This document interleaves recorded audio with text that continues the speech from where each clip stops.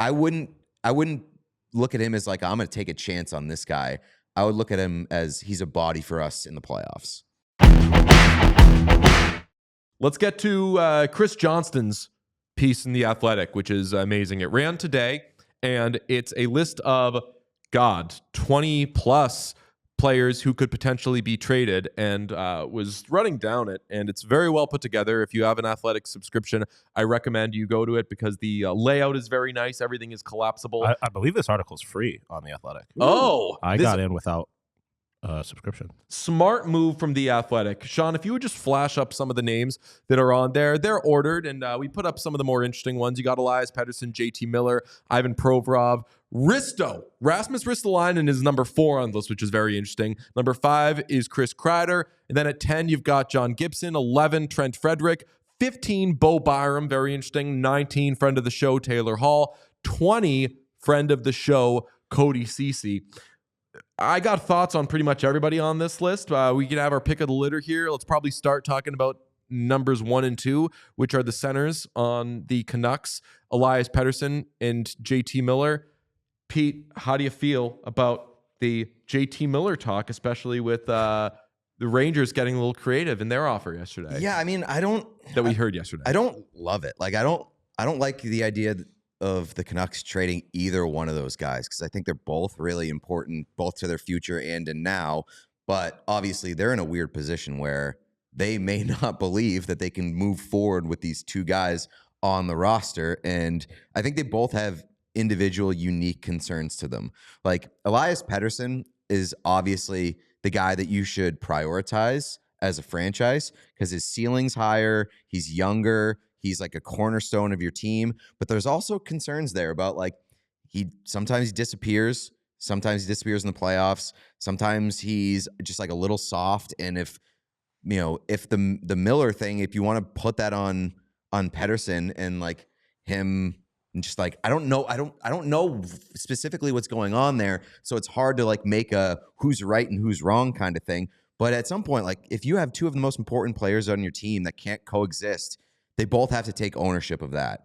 And I think when you look at Pettersson's contract and what you're due to pay him for the next several years, and you know that you can't really get out of it, or you lose a lot of leverage heading into next season when his no movement clause kicks in, if you have concerns about him being able to show up for you when it matters most and be like a true leader of this team, I guess you say maybe you look at what you can get for him and get out while you can. Elias Pettersson, 26 years old, signed through 2032 at an $11.6 million cap hit. JT Miller, 31, signed through 2030 at an $8 million AAV. He has a full move. As I said, Pettersson is 26, so he doesn't have a full he doesn't have any sort of rights that kick in until next year.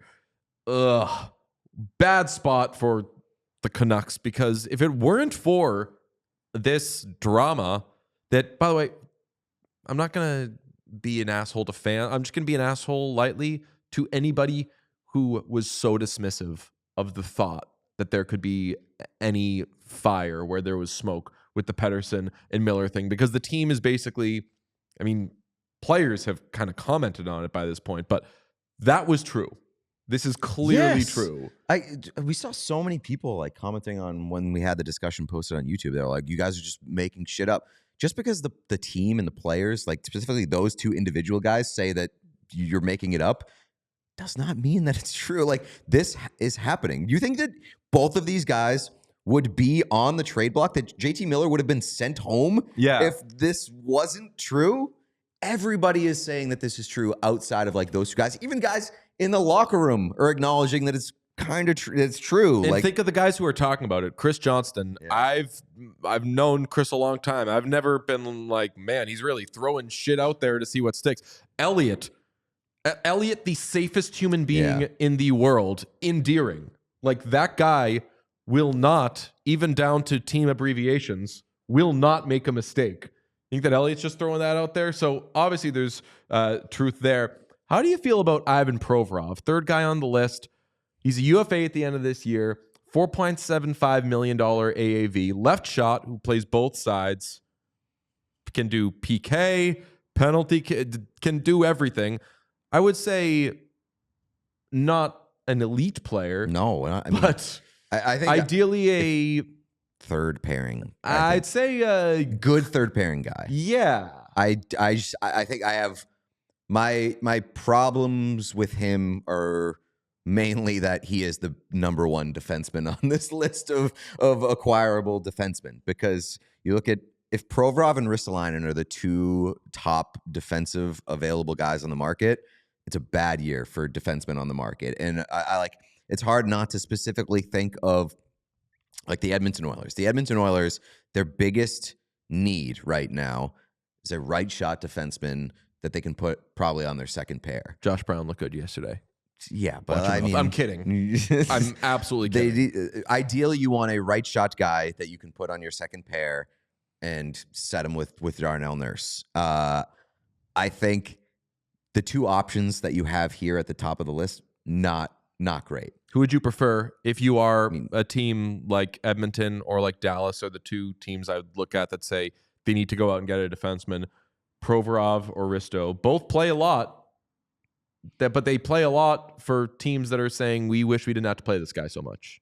I mean, more so Risto than Provorov. I definitely prefer Provorov to Risto. I mean, honestly, if you're talking about Edmonton, like maybe David Savard is the better option there, just in terms of like being a defensive guy and having right shot and being. I still wouldn't be excited about it, but I think he's the better fit. We'll see. John Gibson. 31 years old, 2 more years after this at $6.4 million. He's interesting to me. Does he move the needle for you? Carolina. No. Yeah. I know you want Pyotr Kochetkov, Carolina, but Carolina is one of those teams where if the same problem keeps popping up over and over again, at some point you got to do something about it. And Freddie Anderson and Pyotr Kochetkov, two guys that they've relied heavily on, both have had, their peaks. I wouldn't feel super comfortable. Like, how many years can you take a chance in net if you're Carolina?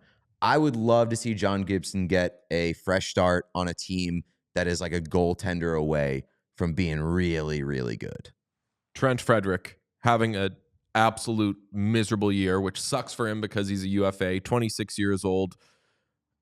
This is a player that if I am a non-playoff team, I'm sniffing around on. Like if I'm the Red Wings, and the Red Wings have enough bottom six forwards, maybe that's their problem. But like this would be a playoff team tomorrow. Yeah, right. Maybe they're the playoff team eventually. But like Trent Frederick is a guy that even if I'm going to miss the playoffs and the price is low enough, I think like maybe I bring in Trent Frederick, see what he can be for a couple of months, and then sign him up for like a 3-year deal at a lowish AAV.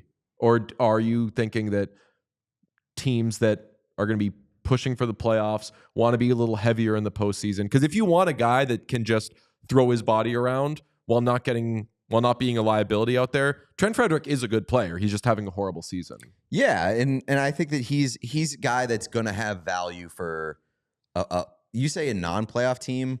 I think he's probably going to have the most value to a playoff team that just wants him as a rental, that wants him as a bottom six body for a tough playoff run.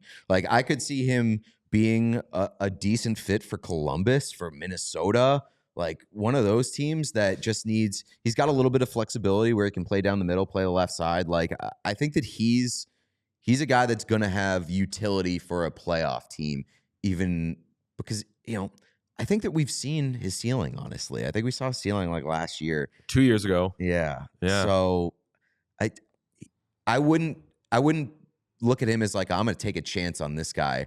I would look at him as he's a body for us in the playoffs. We all silly like the mayor.